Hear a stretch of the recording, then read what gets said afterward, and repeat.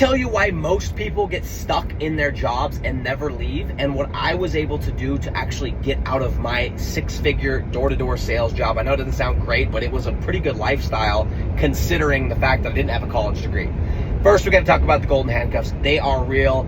If you know, you know. You don't even realize what's happening. Next thing you know, you wake up and you can't escape. They come on so slow, but so surely.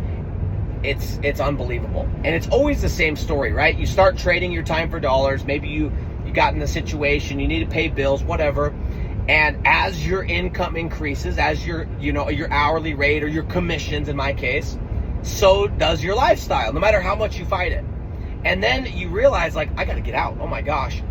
But you don't wanna walk out and go from $150 to $60,000 a year. Or if you're at 60 to 20, whatever the case is.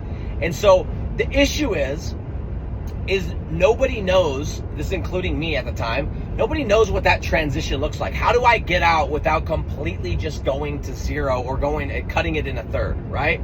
What it was for me, guys, what finally allowed me to start getting out was realizing and finding something that I could start building while keeping the job, that I could do at night, that I could do on Saturdays, that I could do in the morning, that I could stop watching Netflix and start building.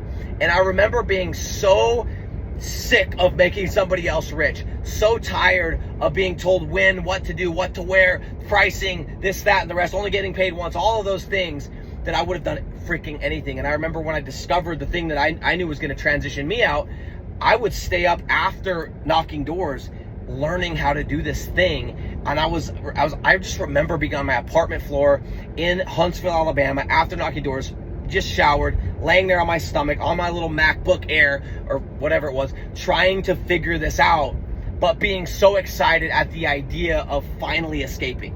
Honestly, the only thing I wish is that I would have discovered it earlier. I would have left 2 years before, but what do?